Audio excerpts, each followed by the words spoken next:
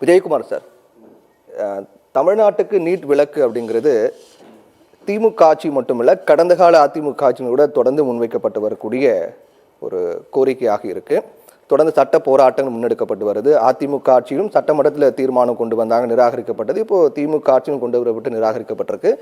இருந்தாலும் இப்போ இருக்கக்கூடிய அந்த முன்னெடுப்புக்கு அதிமுக உறுதுணையா இருக்கான்னு பார்த்தா எதிர்த்து நிற்கிறாங்க. பல விமர்சனங்களை முன்வைக்கிறாரு எடப்பாடி பழனிசாமி.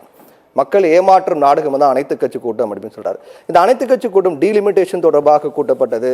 அதில் எடுக்கப்பட்ட தீர்மானத்தின்படி, முடிவின்படி தென் மாநில கூட்டுக்குழு கூட்டப்பட்டு முடிவெடுக்கப்பட்டது. இப்படி தொடர்ந்து தமிழக அரசு எடுக்கக்கூடிய அனைத்து கட்சி கூட்டத்துக்கு எல்லாமே பாராட்டு தெரிவிக்கிறாங்க.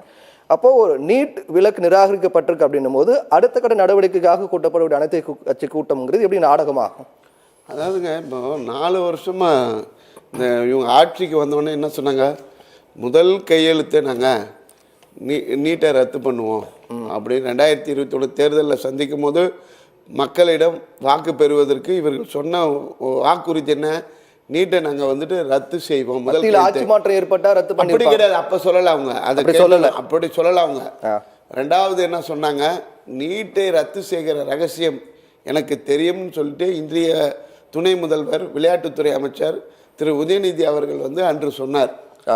இன்னிய 4 வருஷம் ஆயிடுச்சு. நீட் ரகசியம் என்னப்பா, 20 பேர் செத்து போயிட்டாங்க 2021 இந்த 2000. அவங்க தேர்தல் வாக்குறுதியா கொடுத்தாங்க, ரகசியம் என்னன்னு தெரியும் சொன்னாங்க. இதெல்லாம் நீங்க குற்றச்சாட்டா வைக்கிறத விட ஆக்கப்பூர்வமா அடுத்து என்ன பண்ணலாம் அப்படின்னு ஒரு முடிவு எடுக்கும் போது நீங்க ஏன் கூட சேரக்கூடாதுன்ற, நாங்கள் ஆக்கப்பூர்வமா என்ன இந்த மாணவர்களுக்கு செய்யணும்னு நினைக்கும் போது தான் 7.5% இடஒதுக்கீடை கொண்டு வந்து 7.5% இடஒதுக்கீடுங்கிறது வரவேற்கத்தக்கத மாற்று கருத்து இல்ல. இப்போ முற்றிலுமா ஒழிக்கணும் அப்படின்னும் போது எல்லாரும் ஒன்றுபட்டு செயல்படலாம்ல சார். ஒரு இந்திய பாராளுமன்றத்தில் ஒரு மக்கள் நலன் தானே முக்கியம், மாணவ நலன் தானே முக்கியம். அது வந்து கட்சி பேதம் பார்க்க கூடாது. யாரோட ஆட்சி காலத்தில் வந்தது? இதே காங்கிரஸ் 2016 வந்தது. இதே காங்கிரஸ் இதே திமுக கூட்டணியில தானே வந்தது. அன்னைக்கு வரும் தமிழ்நாட்டுல எந்த ஆண்டு வந்தது? ஏங்க, எந்த இவர்களுடைய ஆட்சி காலத்துல இந்தியாவுக்கு முழுவதும் ஒரு பாராளுமன்றத்துல ஒரு சட்டம் இயற்றப்பட்டதுக்கு பிறகு நீங்க தமிழ்நாட்டுக்கு கொண்டு வரப்பட்ட போது காந்தி சுகாதாரத்துறை அமைச்சர் கொண்டு வரப்பட்ட போது நியாயமான காரணம் இருந்தால் அவர்களுக்கு விலக்கு கொடுக்கலாம், குறைந்தபட்ச காலத்துக்கு தள்ளி வைக்கலாம் அப்படின்னு சொல்லப்பட்டது. நீங்க எந்த மாநிலத்துக்கும் அவங்க வந்து விலக்கு கொடுக்கலையே, எல்லாம் எதுவுமே செய்யலையே நீட் தேர்வுக்கு. அதாவது வந்து 7.5% இடஒதுக்கீடு கொண்டு வந்திருக்கிறோம். இந்தியா முழுவதுக்கும் ஒரு சட்டமாக இருக்குது இந்த சட்டம். இது தமிழகத்துக்கு மட்டும் விலக்கு கொடுனா கொடுக்கவே முடியாது. இது பாமரனுக்கு கூட தெரியும். நீங்கள் ஏன் மக்களை ஏமாத்துறீங்க? நீட்டு ரத்து எப்படி ரத்து செய்ய முடியும்? ஒன்றுமே பண்ண முடியாது. இப்போ என்ன பண்ணணும்? இல்லை இவர் ஆரம்பத்திலே பேசுகிறாருன்னா கடைசி வேலை நான் பேசினே இருப்பேன். அதாவது வந்து 7.5% இடஒதுக்கீடு வரும்போது அப்படி தான் கேலியும் கிண்டலும் செய்தார்கள் இவர்கள் எதிர்கட்சியாக இருக்கும்போது. அதை கொண்டு வந்துட்டு அதை வந்துட்டு உச்சநீதிமன்றத்துக்கு வந்து நீதிமன்றத்துக்கு போகும்போது உச்சநீதிமன்றத்துக்கு சிறப்பான இது வாதத்தை வச்சு எங்களுடைய புரட்சி தமிழர் எடப்பாடியார் வந்து அதுக்கு அரசாணைக்கு அது உச்சநீதிமன்றத்தில் அனுமதியை பெற்றோம். இப்படி பெற்று இப்படி நாங்கள் பண்ணும்போது இப்போ இவர்கள் என்ன செய்யணும்? 7.5% இவர்கள் அதுக்கு நம்மளுடைய கட்டமைப்பு அதிகமாக இருக்குது. இந்தியாவிலே மருத்துவக் கல்லூரிகள் தமிழ்நாட்டில் அதிகமாக இருக்குது. இப்போ 7.5% இடஒதுக்கீடு என்பதை நாங்கள் 10% ஆக்குறோம், 15% மாற்றுறோம் அப்படின்னு சொன்னால் ஆக்கப்பூர்வமான செயலாக இருக்கும் இல்லையா? இந்த நீட் தேர்வை எதிர்கொள்கின்ற மாணவர்களுக்கு தைரியத்தை கொடுத்து அவர்களுக்கு பயிற்சி அளிக்கின்ற முகாம் மாவட்டம் தோறும் இலவச, இன்னைக்கு எல்லாத்துலேயுமே போட்டித் தேர்வு சார். போட்டித் தேர்வுக்கு பிள்ளைகளுக்கு தயார் செய்யணும், நீட் தேர்வுக்கு தயார் செய்யுங்க. இப்படி ஆக்கப்பூர்வமாக எதுவுமே இல்லாமல் 4 ஆண்டுகள் கும்பகர்ணம் தூக்கம் போல தூங்கிவிட்டு இப்போ இந்த ஆட்சி மீது மக்கள் வந்து சட்டம் ஒழுங்குலேருந்து எல்லாமே கெட்ட பேர் இந்த ஆட்சியாளர்களுக்கு. இவர்கள் போய் மக்களை சந்திக்க முடியாது. அப்போ என்ன செய்வார்கள் என்றால் இதுக்காக இவர்கள் கையில் எடுத்துக்கிற ஒரு நாடகம் தான் நீட் ரத்து அப்படின்னு அனைத்து கட்சி கூட்டம். இதே இது நீங்கள் கேட்குறீங்கல்ல, நாங்கள் இது வரும்போது இந்த தீர்மானத்தை எதிர்த்து நாங்கள் தீர்மானத்தை கொண்டு வந்தோம் எங்கள் சட்டமன்றத்தில்.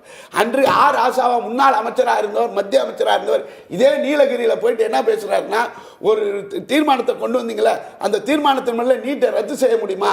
நீட்டை ரத்து செய்ய முடியாததுக்கு எந்த இதுக்கு கொண்டு வந்தீங்க அப்படின்னு இப்படி காமிச்சு இல்லை, நான் வாயாலே பேசுனார், நான் பேசுகிறேன் அந்த வார்த்தையை சொல்லலை, இப்படி சொன்னார் அவர். ஆனால் இன்னைக்கு அதே 2017 கொண்டு வரும்போது ஆமாம் கொண்டு வரும்போது இப்போ அதே இவர் வந்துட்டு இன்னைக்கு தீர்மானத்தை கொண்டு வந்திருக்கிறாங்க. இது இப்போ வந்துட்டு அனைத்து கட்சி கூட்டன்ற ஒரு நாடகத்தை சார் இதனால உண்மையிலே நீட்டை ரத்து பண்ணிட முடியுமா? நீட்டு வேணும்னு சொல்லிட்டு கோர்ட்டில் கேஸை போட்டது யாரு? இதே நளினி சிதம்பரம், இதே காங்கிரஸ் கட்சி தானே. இன்னும் அவங்க கூட்டணியில் நீடிக்குது இல்லை. இப்படி காங்கிரஸும் திமுகவும் நீட்டை வந்துட்டு வர வைக்க காரணமா இருந்தது. 2017 தீர்மானம் நிறைவேற்றப்பட்டு அனுப்பப்பட்ட போது அதே ஆண்டு ஆகஸ்ட் மாதம் நிராகரிக்கப்பட்டிருக்கு. ஆனால் அது ஒரு ஆண்டு கழித்து தான் நீங்க தெரிவிக்கிறீங்க. இப்போ திமுக அரசு, இப்போது இருக்கக்கூடிய தமிழக அரசை பொறுத்த வரைக்கும் நிராகரிக்கப்பட்ட உடனடியாக அடுத்த கட்டமாக என்ன பண்ணணும் அப்படிங்கிற முடிவெடுக்கிறாங்க, முன்னெடுக்கிறாங்க. சார் நீட்டை வந்துட்டு ரத்து செய்ய முடியாதுன்ற பட்சத்தில் மாணவர்கள் தொடர்ந்து இறந்து கொண்டே இருக்கிறார்கள். எதுக்கு இருக்கிறாங்க?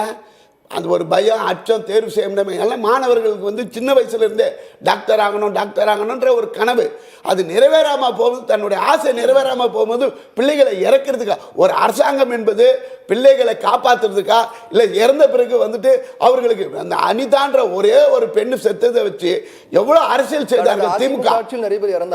இல்லை சார், ஒரே ஒரு அனிதா தான் சார். அதுக்கப்புறம் தான் சார் இவர்கள் அதை எடுத்து வச்சுக்கிட்டு அனிதான்ற பேரில் ஒரு இது எல்லா நாடகத்தையும் திமுக அரங்கேற்றியது சார். இன்னைக்கு 20 பேர் செத்துருக்காங்க சார். அன்னைக்கு வரிசையாக வந்த சமூக ஆர்வலர்கள் அனிதா மரணத்துக்கு நியாயம் கேட்டு வந்தவர்கள் இப்போ 20 பேர் செத்து போயிருக்கு, 20 பிள்ளைகள் போயிருக்கு. இப்போ என்ன சொல்ல போறீங்க? இப்போ நான் இந்த அரசாங்கத்தை கேட்கறது என்னன்னா, உங்களால் ரத்து செய்ய முடியாது. நீங்கள் வந்து ஓட்டுக்காக மக்களை நாடகம் ஆடுறீங்க.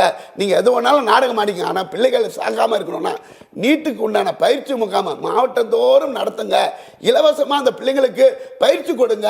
அதே மாதிரி போட்டித் தேர்வு, எல்லா போட்டித் தேர்வுக்கும் நீங்கள் கொடுங்க.